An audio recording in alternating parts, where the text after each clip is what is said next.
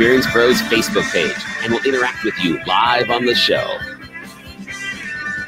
Hey, welcome back to the Experience Pros Radio Show, home of positive business talk. Angel Tussey, Eric Raymond, helping you get your business right. Hey, let me give you an example of something I've seen in the workplace recently. What's that?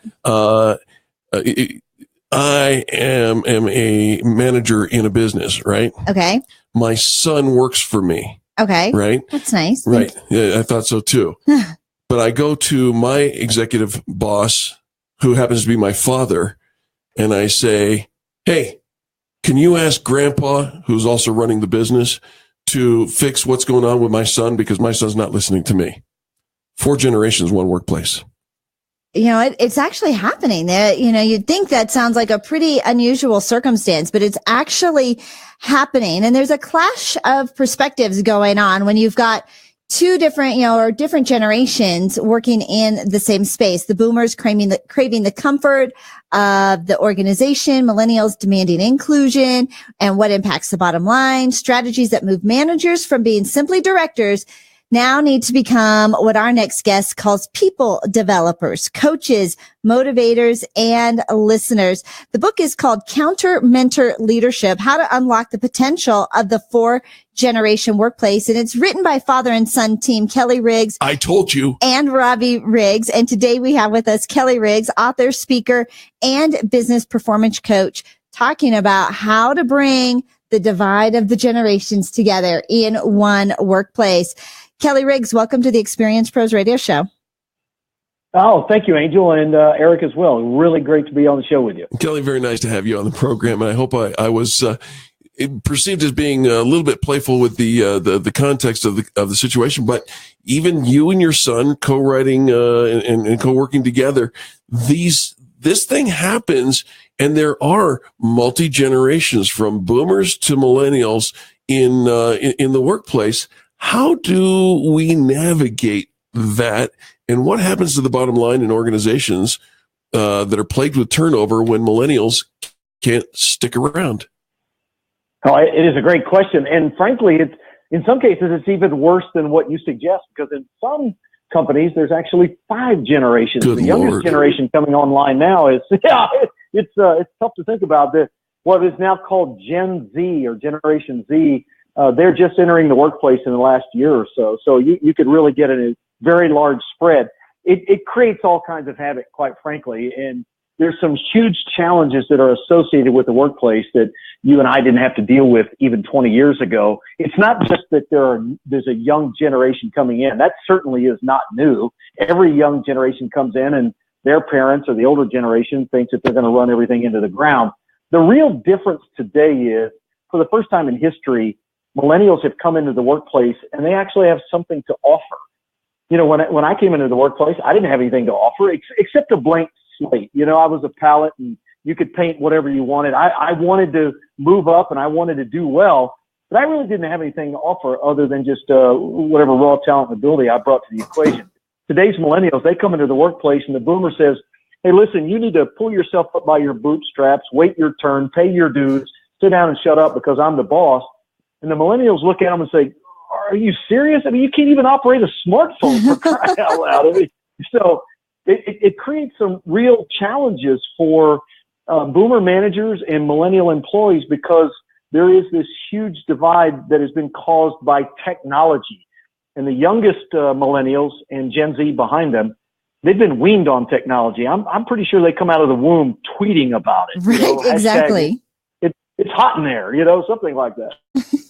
and they're using you. I mean, it's like an extension of their fingers, and they think differently because of technology, because their ability to connect and attach. In fact, I was hearing something the other day about having to retrain the millennials to actually be polite in real conversation because they're used to just bossing Siri around. No, these are the people who are going to put people in space. They are. So what's the magic answer here, Kelly? Because we're always going to come at it from completely different perspectives, education, experience, all of that. Can we work together in that same environment? Absolutely, we can, but it's going to put a tremendous amount of pressure on the leader, because we don't expect the younger employee to come in and adapt. Actually, that is what the boomer expects, but it won't work that way because they're so different in their backgrounds. You know, as my son likes to tell me, and we do a live podcast as well, and he likes to tell me, you know, every time I call him a cupcake or a snowflake or, you know. You do a podcast? Do you even know what a podcast is? Where do they go? They have to go to space. Hey, I got to tell you, Eric, I'm pretty hip on the technology. All right. As long as you're using the word hip, I'm still tracking with you. I'm picking up what you're laying down, Grandpa. I use that Snapface and InstaChat and all those cool tools. You know, I'm all over it. I love it. But as he likes to tell me, he says, "Listen, Dad, who raised us?" And it's a really good thing to point out that these kids are different, but they were raised by a generation that created that difference. You know, we did not allow them to fail and all different kinds of things. They don't have what researchers like to call psychological immunity. You know, they've never had to work their way out of a jam, out of a problem. Parents always got them out of it. Helicopter parents are a very real deal.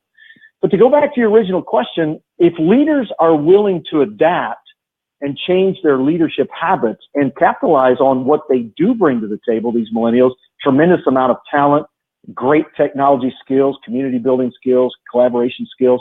If you're willing to tap into that, you can really do some phenomenal things. Generation is not the problem. The problem is being able to adapt. You look at some of the great coaches that are out there that have been consistently successful for 2 and 3 decades.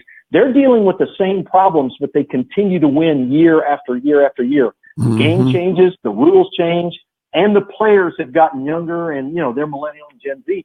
But these great coaches are still winning. It's not because they demand that these kids, you know, do it the way we did it 30 years ago. It's because the success principles don't change, but the tactics certainly can. Sure. And many boomer leaders can't make that transition. Kelly, I want to make sure that our listeners know we're talking to Kelly Riggs, and together with his son, Robbie Riggs, have written the book, Counter Mentor Leadership, How to Unlock the Potential of the 4th-Generation Workplace.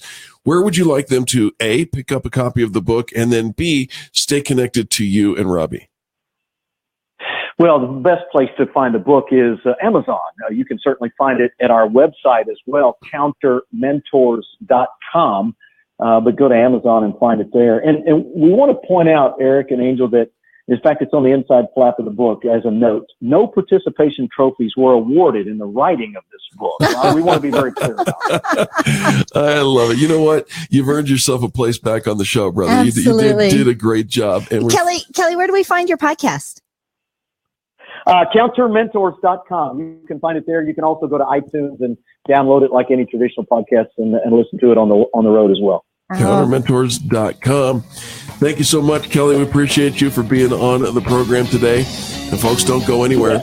We've got more positive business talk just ahead. You're listening to Angel Tussey and Eric Raymer, and this is the home of the Experience Pros Radio Network. For the archives of this broadcast and everything that we do, teaching you how to become an influencer, check out experiencepros.com. We'll be back right after these messages. The Experience Pros, revolutionizing the way people treat people in business.